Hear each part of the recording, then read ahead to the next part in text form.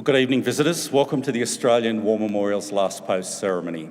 My name is Richard Cruz, and joining us today from the Royal Australian Navy is Lieutenant Commander Jocelyn Blowfield.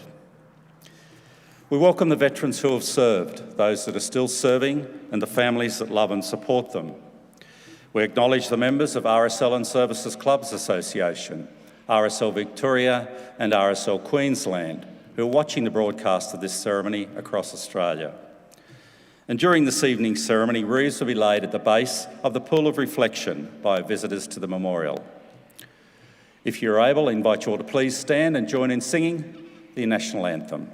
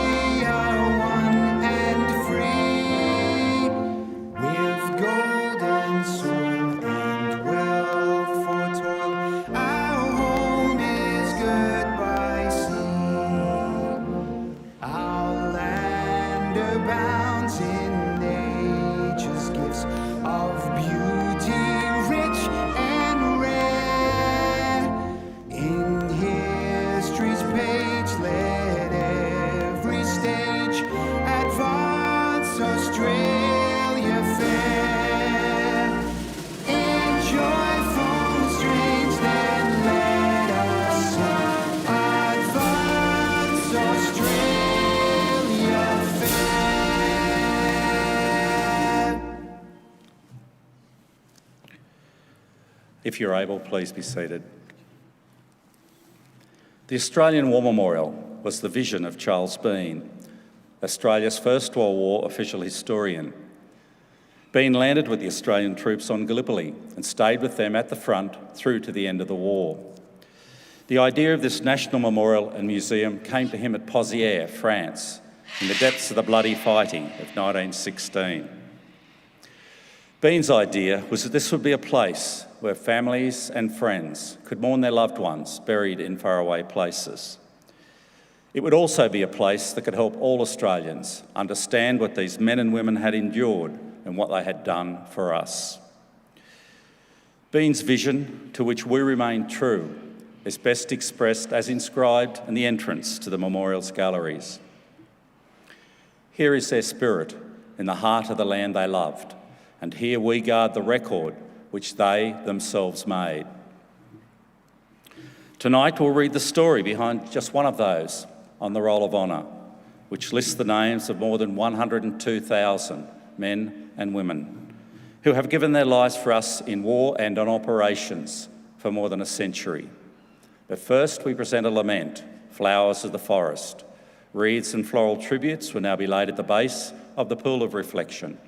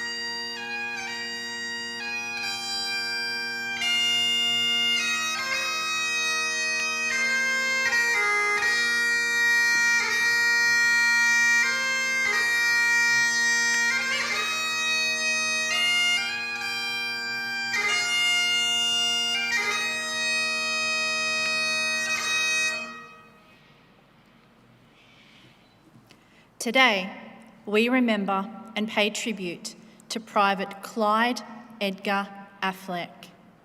Clyde Affleck was born on the 17th of May 1898 in Killarney, Queensland. The son of John and Euphemia Affleck, he had 3 sisters, Myrtle, Olive and Hazel. He received his education at Mountain View State School and served in the Light Horse and Citizens Forces during his youth.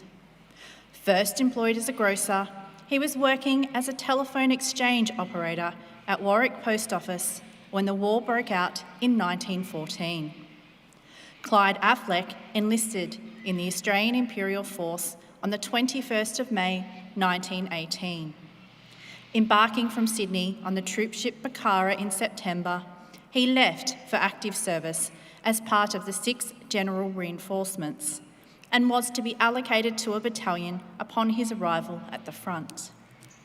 By September 1918, the war was drawing to a close. The Allied offensive at Amiens a month earlier had delivered a crippling blow to the enemy. Lessons learned from 4 years of modern warfare were combined in the battle, which used an all-arms approach for the first time, utilising tanks, infantry, artillery and planes. Further victories at strategic points, including Peronne and Mont-Saint-Quentin, allowed the Allies to consolidate their victories, putting the end of the war within sight. The troopship Bakara was bound for England at the height of the Spanish influenza pandemic. The first cases of Spanish influenza were recorded in the United States recruitment camps in early 1918, as soldiers were preparing for deployment to the front. By 1919, a staggering 500 million people had been infected with the deadly disease. While the virus affected the old and vulnerable, it also had high mortality rates for those of good health in their 20s, 30s and 40s, causing fevers, shortness of breath, hemorrhaging, vomiting and pneumonia, and killing an estimated 50 million people worldwide. With no vaccine available, quarantine, isolation and enforced hygiene standards became the only way to slow the spread. In crowded and often unhygienic conditions, the flu spread quickly and with deadly consequences. Troopships such as Bakara provided ideal conditions for it to take hold of new recruits. A staff sergeant on board Affleck's ship described the conditions after the flu was brought on board after stopping in Cape Town. In a letter to his mother, he wrote, "We sailed for Sierra Leone, up the coast of Africa, and the expected happened. In 3 days' time, we buried our first man, and in 5 days' time, 600 of our troops were down with Spanish influenza, and every morning the ship would stop while we buried the dead. The sick were lying everywhere on the floor in their dirty blankets, a number suffering from bleeding from the nose, the ears, the mouth, with perhaps an empty fruit tin to bleed into, sometimes nothing." Among those taken ill on board the Bakara was Private Clyde Affleck. He was admitted to the ship's hospital, suffering from pneumonia on the 17th of October. About a week later, he was evacuated to the military hospital at Freetown in Sierra Leone, where it was discovered that he had contracted Spanish influenza. Within 3 days of his admission, Affleck succumbed to the disease and died. He was 20 years old. He was buried at Freetown King Tom Cemetery in Sierra Leone, beneath the inscription chosen by his family, "Gone, but not forgotten." His name is listed on the Roll of Honour on my right, among almost 62,000 Australians who died while serving in the First World War. His photograph is displayed today beside the pool of reflection. This is but one of the many stories of service and sacrifice told here at the Australian War Memorial. We will now remember Private Clyde Edgar Affleck, who gave his life for us, for our freedoms, and in the hope of a better world.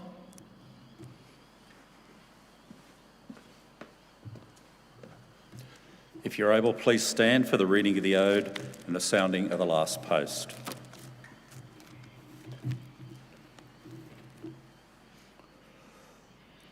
They shall grow not old, as we that are left grow old. Age shall not weary them, nor the years condemn.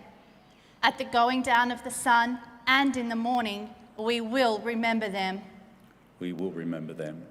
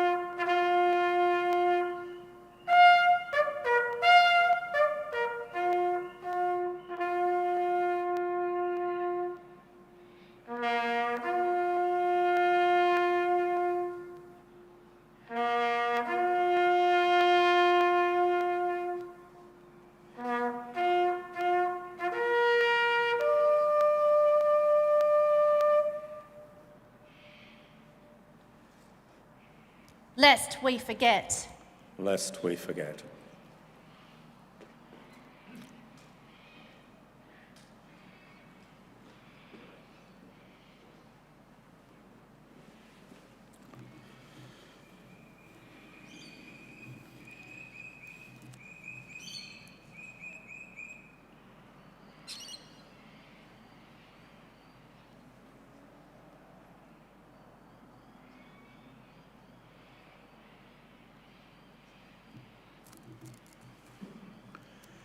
We leave you this evening with the words of the memorial's founder, Charles Bean. Many a man lying out there at Pozières or in the low scrub at Gallipoli, with his poor, tired senses barely working through the fever of his brain, has thought in his last moments, well, it's over. But in Australia, they will be proud of this. Ladies and gentlemen, girls and boys, that concludes this evening's last post ceremony. We thank you for visiting the Australian War Memorial and wish you all a very good evening. Thank you.